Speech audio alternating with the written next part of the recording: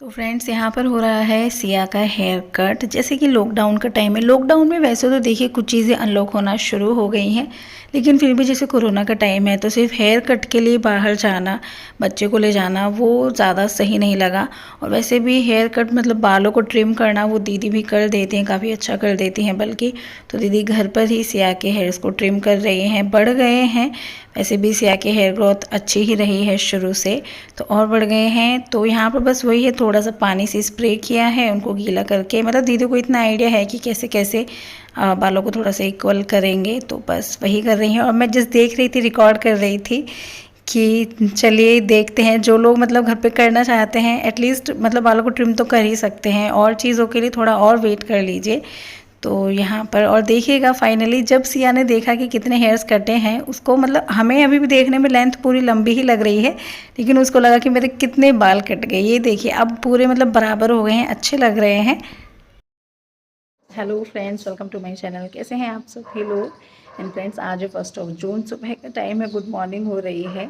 और कल रात में क्या था, यहाँ आंधी बारिश आई थी, तो सुबह बड़ा अच्छा सा मौसम हो रखा है। एक्चुअली क्या है, मैं आई तो थी, कपड़े जिसे सूखे हुए थे ना उनको उतारने के लिए आने वाली थी।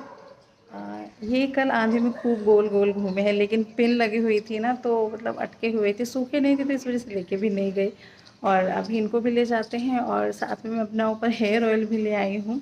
एक्चुअली क्या है, जैसे मुझे बाहर जाना है, आज हेयर वॉश भी करने थे, तो मैंने सोचा सुबह में 1-2 घंटे के लिए हेयर ऑयल लगा लूँगी, अपनी कुछ काम कर लूँगी, फिर उसके बाद हेयर वॉश कर लूँगी। ठीक है, तो अभी तो पहले मैं अपना हेयर ऑयल लगा लेती हूँ, या फिर ले जाऊँगी कपड़े। फ्रेंड्स, यहाँ पर मैं ऑयलिंग करने के लिए यूज़ करने वाली हूँ वाव स्किन साइंस का 10 in 1 मिरेकल हेयर ऑयल। ये है वाव स्किन साइंस का 10 in 1 मिरेकल हेयर ऑयल। ये एक प्रीमियम हेयर ऑयल है। इसके अंदर है extra virgin olive oil, sweet almond oil, Moroccan argan oil, jojoba oil, grape seed oil, safflower oil, bhringraj extract, vitamin E, rosemary essential oil and tea tree essential oil. तो ये सभी मिलकर आपके जो dull, thin, dandruff prone hair होते हैं उनको नई लाइफ देते हैं। इसके अंदर बोटेनिकल ऑयल एंड एक्सट्रैक्ट है, कोई भी mineral oil, paraffin oil, petroleum या लिक्विड पैराफिन या फिर जो सिलिकॉन्स होते हैं उन सब से फ्री है। तो ओवरऑल बेनिफिट की बात करूँ तो ये आपके बालों को डिटेंगल करते हैं, आपके बालों के लिपिड बैरियर को इम्प्रूव करते हैं, एक्स्ट्रा सिल्कीनेस देते हैं, आपके बालों को अच्छे से कंडीशन करते हैं। डैंड्रफ की प्रॉब्लम है तो उसे भी दूर करेगा, हेयर फॉल है तो उसकी प्रॉब्लम को भी दूर करते हैं, बालों को जड़ों से मजबूत बनाते हैं। तो ये सारे बेनिफिट आपको इस हेयर ऑयल से मिलने वाले हैं।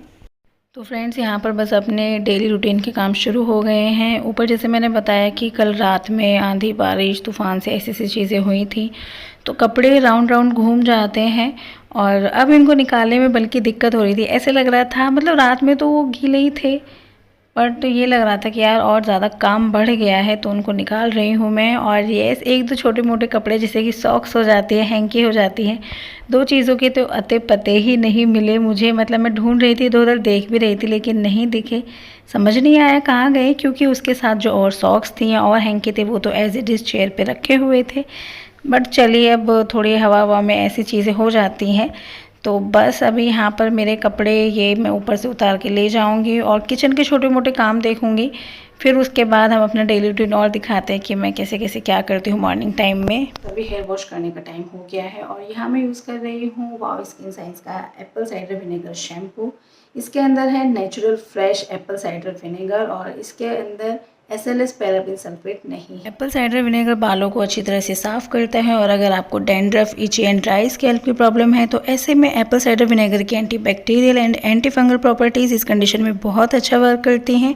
और साथ ही एप्पल साइडर विनेगर आपके बालों और स्कैल्प के pH को मेंटेन करता है, एंड ये आपके बालों की जड़ों को भी अच्छे से मजबूत बनाता है। ये आप सभी को पता है। शैम्पू के बाद नेक्स्ट स्टेप होता है कंडीशनर। तो यहाँ पर मेरे पास है वाव स्किन साइंस का कोकोनट एंड एवोकेडो कंडीशनर। ये conditioner natural organic virgin coconut oil, avocado oil, wheat protein, castor oil and sweet almond oil से बना है।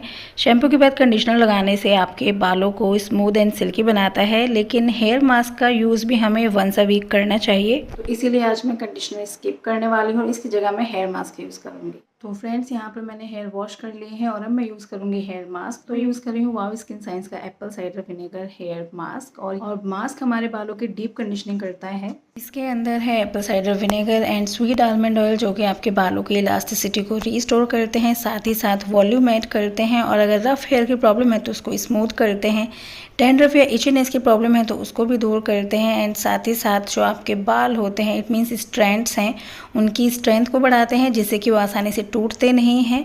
और यस, ये जो हेयर मास्क है ये भी पैराबेन, मिनरल ऑयल, कलर और सिलिकॉन से फ्री है। इसे मैं 10 से 15 मिनट के लिए लगाऊंगी और फिर उसके बाद मैं हेयर वॉश कर लूँगी। और अभी मैंने हेयर वॉश कर लिए हैं और बड़ा अच्छा सा लग रहा है, क्योंकि मैंने कंप्लीट केयर दी है अपने हेयर्स को हेयर मास्क के साथ।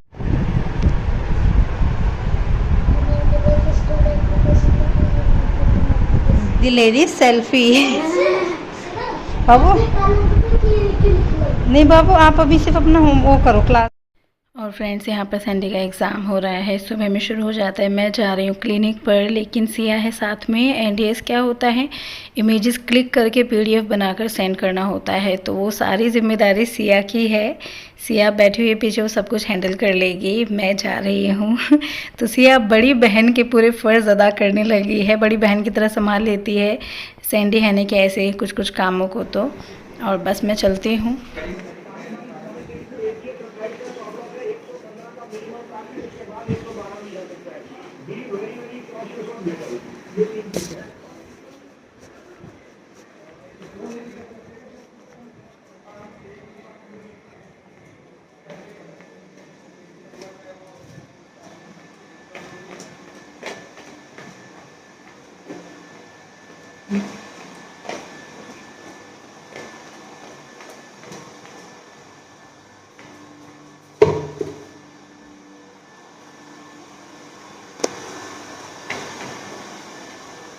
और यहाँ मेरी सुबह की शिफ्ट हो चुकी है, मैं लंच टाइम तक आ जाती हूँ। और यहाँ दीदी बना रही हैं लंच, और ये चटनी भी दीदी ने बनाई है।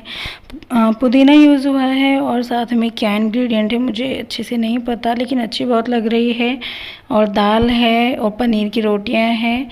एंड ये दाल में क्या है, जैसे मिर्च के अंदर के जो बीज होते हैं ना, अब मेरे हस्बैंड को नया शौक चढ़ा कि वो भी डाल दो, तो आपको दिख रहा होगा अलग से। और दाल उनके हमेशा की तरह कम ऑयल क्या मतलब बिल्कुल ना के बराबर ही है, उबली हुई भी नहीं है, बस बहुत कम ऑयल है उनके लिए। और आजकल हम क्या कर रहे हैं, हम अपने हॉटपॉट के साथ लेकर चलते हैं, इसी में से रोटियां निकाल निकाल के खाते हैं। हैनी का एग्जाम हो गया?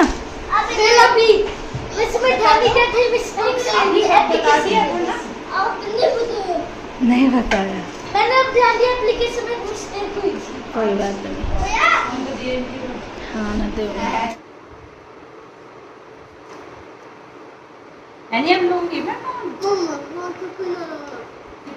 इन बच्चों से फोन ले लो, इन दोनों बच्चों से फोन ले लो। अभी नहीं, वंस अगेन हेलो फ्रेंड्स। और मैं आज आपके साथ एक बात शेयर करने जा रही हूँ। मुझे कल ही पता चला, पहले तो सोच रही थी करूँ शेयर या ना करूँ, लेकिन फिर मुझे ऐसा लगा कमेंट करने वाले को ही प्रॉब्लम नहीं है। उन्होंने, क्योंकि प्रॉब्लम होती तो शायद रिमूव कर लेते, बट उन्होंने रिमूव नहीं किया। बहुत पुराने कमेंट हो गए हैं, मुझे ही कल पता चला है उसके बारे में, तो शायद मैं भी बता दूँ तो कोई प्रॉब्लम नहीं होगी। एक्चुअली क्या हुआ, प्रेमिनोलॉजी नाम से चैनल है, वो जो व्लॉगर्स होते हैं उनके बारे में वीडियोस बनाते हैं, मतलब डाउट्स होते हैं तो पूछते हैं अपने वीडियोस के थ्रू, ऐसे ऐसे हुआ, रियल भी है या नहीं है, इस तरह का उनका चैनल है। रोस्ट चैनल तो नहीं, मतलब इस टाइप का चैनल है। मैं कुछ कुछ वीडियोस देखती हूँ, क्योंकि सारे व्लॉगर्स को मैं भी नहीं देखती हूँ, तो मुझे फिर वो समझ नहीं आते। जिन व्लॉगर को मैं जानती हूँ तो उनके बारे में फिर देख लेती हूँ, बल्कि कितनी अपडेट्स मुझे उनके वीडियो से ही मिलती हैं, क्योंकि मैं उनका चैनल नहीं विज़िट करती हूँ। बट येस, कुछ कुछ वीडियोस में देख लेती हूँ। तो उनका रिसेंट का लास्ट वीडियो है, नहीं कल उनका एक वीडियो आया था, तो उसमें मैं कमेंट्स स्क्रॉल कर रही थी। हमारी हैबिट होती है कमेंट्स पढ़ने की, मेरी तो है। तो मतलब मैं जैसे रीड कर रही थी, तो उसमें मैंने देखा मेरे चैनल के बारे में ही लिखा हुआ था, और मुझे ही नहीं पता था। एक्चुअली 11 महीने पहले का एक वीडियो उसमें शो हो रहा था। फ्लाइंग बीस्ट से मुझे कंपेयर किया गया, जो मेरे रेगुलर के व्यूअर्स हैं वो जानते भी होंगे। एक्चुअली उस टाइम पे क्या हुआ था, कोरोना का टाइम था, लास्ट ईयर का टाइम था, तो उनकी भी जॉब चली गई थी, मेरी भी जॉब चली गई थी। तो मेरे हस्बैंड ने ऐसे ही बोल रहे थे, जैसे मेरे फेवरेट यूट्यूबर में से एक हैं गौरव तनेजा जी, और तो उन्होंने बोल दिया था वो भी जॉबलेस है, तुम भी जॉबलेस हो इस टाइम पे। तो इस तरह से कंपैरिजन था। बट जैसे व्लॉग को एक टाइटल देना होता तो मैंने वो टाइटल दे दिया था। तो उस पर मुझे कमेंट किया था जिस यूट्यूबर ने, उनका चैनल आज के टाइम में काफ़ी ग्रो कर चुका है, तो मुझे उनसे ऐसे रिप्लाई की उम्मीद नहीं थी। यार देखो कितने लोग मुझे नहीं जानते हैं कि मैं और क्या क्या करती हूँ अपनी लाइफ में। बहुत से लोग मुझे एक ब्लॉगर के उससे ही देखते हैं, तो ये उनके लिए तो मैं कुछ भी नहीं हूँ, क्योंकि मेरे व्यूज़ बहुत ही कम है अगर वो यूट्यूब के नज़रिए से देखें। लेकिन वो लोग ऐसे हो जाते हैं जो मुझसे बिल्कुल ही अनजान हैं, जिन्हें मेरे बारे में पता ही नहीं है, बस एक ब्लॉगर समझते हैं। तो ठीक है, उनका अगर वो इस तरह कमेंट करते तो मैं शायद तब भी समझ जाती। उस टाइम पे मैंने ध्यान नहीं दिया था, क्योंकि उनके चैनल का नाम दूसरा था, बस मेरा ध्यान ही नहीं गया, क्योंकि वो उस टाइम पे अपने चैनल पर एक्टिव भी नहीं थे। तो और उनके चैनल का नाम ब्यूटी कुछ था, और इस तरह के बहुत सारे चैनल्स हैं जो न्यू बनाते रहते हैं। तो मुझे लगा शायद ऐसे ही किसी का होगा, मैंने बिल्कुल भी ध्यान नहीं दिया। अनएक्सपेक्टेड था कि उनका ऐसा कमेंट मेरे वीडियो पर आ सकता है। तो बट जब मैंने जो प्रेमिनोलॉजी चैनल है उनके कमेंट सेक्शन में देखा उस वीडियो में कि हाँ भाई कमेंट आया हुआ है इस तरह से, तो मतलब मुझे ऐसा लगा कि मतलब जिस इंसान को मतलब ऐसा कमेंट कैसे कर सकते हैं। मतलब मैंने जब आपको पहली बार देखा था तब मेरे मुंह से तो बस इतना ही लगा, तभी भाभी बहुत सुंदर लग रही है, क्योंकि मैंने एक शादी में देखा था आपको, वो फर्स्ट और लास्ट टाइम वही था। उसके बाद हमारी कभी बात नहीं हुई, ना हम कभी मिले हैं, है ना। अगर बात हुई होती है तब भी थोड़ा ही लगता है, बात करने से पता चलता है कि इंसान ऐसा नहीं ऐसा है। अगर हमारी बात हुई होती ना तो मैं तब भी समझ जाती कि शायद उनको मेरी बात करने का तरीका पसंद ना आया हो, उन्हें मैं कैसी लगी हुई हूँ, तो शायद उन्होंने इस तरह से कमेंट कर दिया। पर हमारी तो कभी बात ही नहीं हुई है। मैंने आपको देखा, मुझे ये भी नहीं पता आपने मुझे देखा भी या नहीं देखा, मुझे नहीं पता, बट मैंने आपको देखा था कि हाँ भाई भाभी बहुत सुंदर लग रही है। और ऐसा नहीं है मुझे आपके बारे में कुछ नहीं पता, मुझे जो बताया गया, लेकिन मैंने उन चीज़ों को साइड में रखा और माइंड में ये था कि जब कभी मैं इस इंसान से बात करूँगी तो मैं खुद अपना डिसीजन लूँगी, खुद डिसाइड करूँगी ये इंसान अच्छी है या बुरी है, मैं खुद डिसाइड करूँगी, दूसरे कहने से मैं कभी नहीं जाती हूँ मैं, ठीक है। लेकिन चलो आपने इस तरह का कमेंट किया, आपके थॉट्स या जैसे भी हैं, बट अनएक्सपेक्टेड था, मुझे अजीब सा लगा। कोई और होता तो मैं आसानी से, क्योंकि मुझे हेट कमेंट्स भी आते हैं, ऐसा नहीं मुझे नहीं आते, मतलब मुझे हेट कमेंट्स भी आ जाते हैं, ऐसा नहीं है कि मुझे ये हेट कमेंट क्यों है। उनका कमेंट ना हेट था ना पॉजिटिव था, बट मुझे हार्श कमेंट लगा, रूड कमेंट लगा, जो अगेन अनएक्सपेक्टेड था। मैं उसका स्क्रीनशॉट यहाँ लगा दूँगी। आई थिंक अगर आप रिमूव कर लेते तो शायद मैं नहीं लगाती, बट मुझे ऐसा लगता है कि आपने नहीं रिमूव किया तो इट मीन्स आपको कोई प्रॉब्लम नहीं है। मतलब मैं उसका स्क्रीनशॉट लगाऊंगी। अनएक्सपेक्टेड है आपसे, मुझे आपसे कोई इशू नहीं है, मुझे आपसे कोई इशू नहीं है, कोई भी नहीं है। लेकिन बस मुझे ये है कि जब आपको कमेंट करने में प्रॉब्लम नहीं है, तो मुझे कोई चीज़ अब पता चली है, अराउंड ऑलमोस्ट 1 साल बाद ही पता चली है, तो यस चलिए, मतलब ठीक है। बट आप मेरे बारे में कुछ भी सोचे, सीरियसली मैंने तो कभी नहीं सोचा है, क्योंकि जब मेरी कोई बातें नहीं तो मैं आपके बारे में क्या सोचूं, राइट। तो चलिए, दूसरे चैनल्स पर हमारे बारे में बातें हो रही है, अब मुझे ही नहीं पता, सबको पता है, पूरी दुनिया को पता चल जाएगा, जब मुझे पता चलना था क्या, मतलब चलो ठीक है। और फ्रेंड्स उस वीडियो का लिंक मैं नीचे डिस्क्रिप्शन में भी दे दूँगी, आप देख सकते हैं कि मैंने कैसे अपने आप को फ्लाइंग बीज से कंपेयर किया।